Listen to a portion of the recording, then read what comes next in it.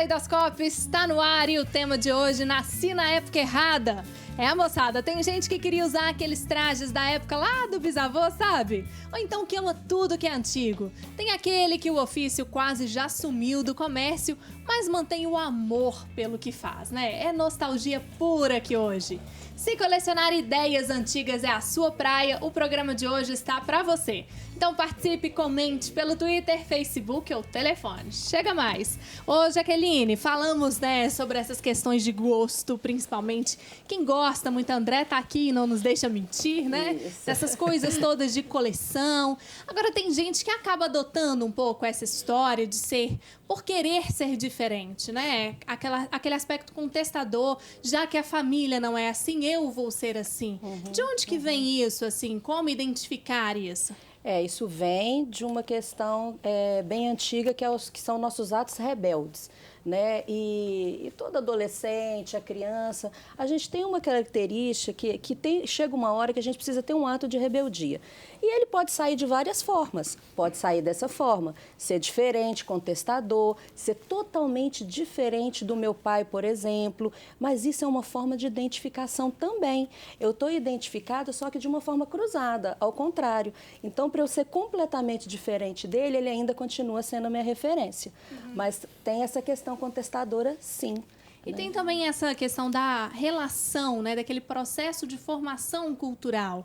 A partir dessas referências do passado, a pessoa vai se construindo. Sim, a pessoa se reconhece, né? A identidade cultural é ela se reconhecer em algo, ou num grupo, ou num modo de viver, ou em objetos antigos. Então, quando ela se reconhece em algo que vai dar esse conforto para ela vai se direcionar para aquilo. Né? Então, tem muito de dizer da identidade cultural mesmo. E com relação assim, aos aspectos externos, né? Que tipo de influência que eles trazem diretamente? Falamos dessa relação em casa, aqui temos o exemplo da Bárbara, que pegou um pouco da avó, do pai. Agora, quando não se tem isso em casa, essas referências são externas, né? O que contribui para que eu tenha, né, essa coisa toda saudosista? Hoje a questão da mídia, né? A gente tem acesso a tudo, né? A internet nos dá acesso a tudo, então coisas que eu gostaria de conhecer, que antigamente eram muito difíceis de eu conhecer, né? Se eu quisesse receber alguma coisa de alguém, eu tinha que escrever uma carta. Se eu escrevesse a carta para a Europa, por exemplo, ali ia demorar mês para voltar, né? Então, hoje não, eu entro no computador, eu tenho todas essas referências, eu sei o que os Beatles fizeram, eu sei o que o Elvis Presley fez. Então, essa referência também ajuda a achar esse lugar de, às vezes, eu me sentir fora do mundo, eu não estou localizada. Então, eu faço pesquisa até que eu acho alguma coisa que me encaixe. Agora, um pouco na contramão disso tudo, né, desse universo, está ali o André com a videolocadora, André. É bem frequentada ainda? Olha, caiu bastante, né? Caiu bastante. É um mercado que hoje está em crise, acho que praticamente está virando raridade, né? E eu ainda continuo com a raridade lá na minha cidade. Assim, como se diz, quem aluga filme hoje é quem gosta. É quem gosta de ter aquele ambiente numa videolocadora, de você chegar e alugar o filme, você conversar sobre o filme. Inclusive, eu tenho um caderno lá que os clientes anotam se gostou ou não do filme e o porquê para poder indicar para outros clientes. Isso também é algo bem de antigamente, né? Porque hoje em dia não tem muito isso. São os comentários, né? O WhatsApp. E agora tem um caderno lá, ó. Exatamente. Bacana, né, Ramon? A ideia também. Então, assim, como se diz, a questão da videolocadora é mesmo essa questão de socializar, né? As pessoas vão para escolher um filme, comentar sobre aquele filme, para conversar, muitas vezes vai para conversar. E na minha locadora também eu tenho alguns objetos antigos. Eu tenho um baleiro, que é baleiro mesmo, de comércio antigo de vidro, de 10 gomos, né? Sim. E com bala, doce, como era antigamente. Sabe? As pessoas chegam lá, acham interessante, as crianças acham legal aquele negócio de você rodar o baleiro, né? E os adultos, vem aquela nostalgia. Nossa, eu lembro disso aí no comércio do seu avô, porque na verdade o meu avô ele tem um comércio também na cidade, tem um bar, é bem antigo. Ou seja, antigamente ele omitiu essa parte, né, Jaqueline? Sim. Ele não tinha comentado essa parte com a gente, tem uma relação familiar aí também, Não, ó. a questão aquilo do que eu baleiro. disse, né? Quando a gente vai procurando, quando você começa a esmiuçar, você vai achar.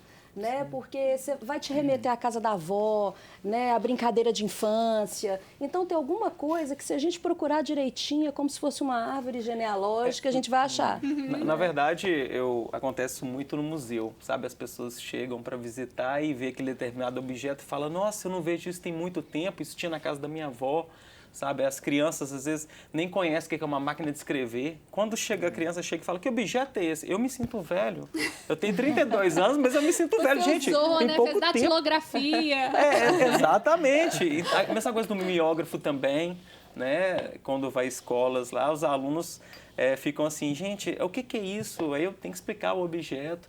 Então, assim, aquela questão de resgate mesmo da memória de objetos que lembram a infância da pessoa, lembram os pais, os avós. Agora, Jaqueline, pra gente pensar assim no universo um pouco maior, né? Estamos falando aqui o tempo inteiro de nostalgia, né? Saudosismo. Os termos, eles têm uma diferença, né? Quando a gente fala. Qual que é a grande diferença entre os dois termos, assim? Então, a nostalgia seria, assim, algo que eu já vivi, né? Eu tenho essa questão, eu vivi, então, há anos 80, as pessoas que compartilham muito em grupo, WhatsApp, mandam, assim, propagandas da época, roupas da época, o chocolate. Aí todo mundo fala, eu lembro, nossa, que legal. Então, a nostalgia, né, te traz essa coisa que você já viveu, a saudade do vivido, né?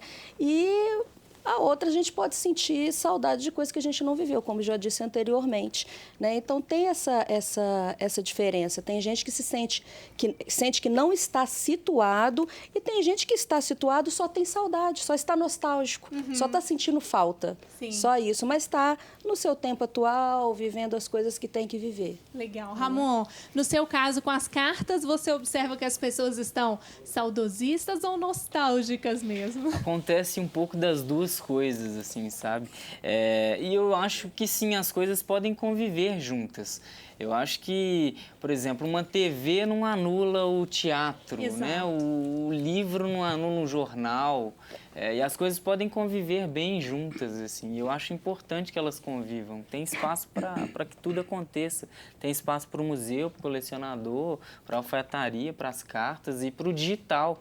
Inclusive, eu utilizo o poder digital das redes para potencializar a minha ferramenta. Né, esse projeto. Exatamente. Então, e como é que funciona, assim? Quem quiser mandar uma carta... Você é o carteiro mesmo da história, por isso a bolsa aí, né? Eu fiquei muito tempo pensando como que eu vou resgatar e incentivar essas pessoas a escreverem cartas. Então, eu criei um dispositivo onde eu seleciono algumas ruas da cidade e a ação acontece em 3 dias. No primeiro dia eu vou lá, me coloco caracterizado como carteiro antigo, pego uma bicicleta ali da década de 40, que remete também ao carteiro antigo. Gente, que incrível. E aí eu saio distribuindo envelopes em portões de casas, vários envelopes, assim, 100, 200 envelopes amarrados nos portões, próximo à caixa dos correios, e com um recado dentro. Escrevo uma carta para um amor, um amigo, um parente, que no dia seguinte o nosso carteiro vai passar, recolher essa carta e levar pessoalmente até o destinatário.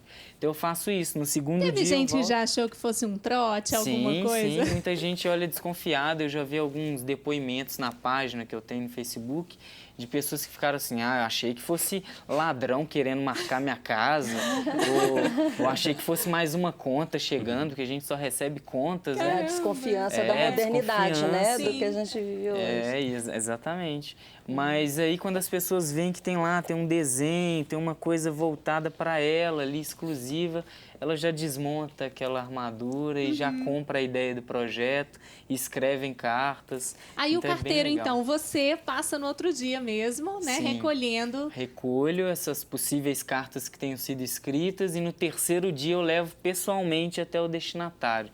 E é uma coisa muito louca, assim. Mês passado, por exemplo, eu fiz isso no bairro Santa Teresa, aqui em Belo Horizonte, e na praça eu encontrei um senhor de uns 80 anos que não via uma amiga que mora também em Belo Horizonte, ele não via ela há mais de 30 anos.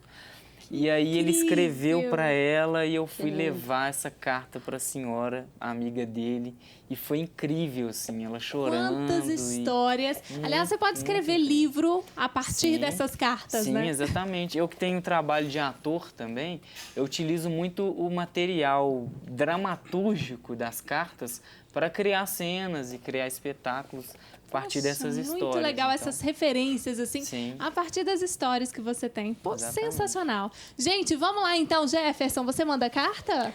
Bom, atualmente eu mando carta, geralmente quando vou me inscrever em algum festival, que hoje tem muito isso, né? Alguns festivais têm as inscrições online, mas hoje tem alguns festivais que mantêm a tradição. Em Itapemirim, o último que eu participei, era através somente de carta. Aí você tem que ir lá fazer o trabalho manual, escrever, assinar as coisas. Mas assim, você já recebeu certinho. carta também de alguém?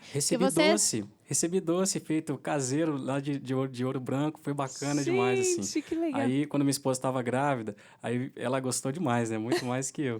E foi muito bacana, muito delicado, assim, da parte da minha amiga que mandou lá de Ouro Branco. Vamos de mais música então, Vamos mais Jefferson? música. O que você vai tocar aí pra gente? Vou tocar agora Sem Compromisso. Vamos lá então, Sem Compromisso. Hoje, Jefferson Gouveia aqui no Caleidoscópio. Bora lá.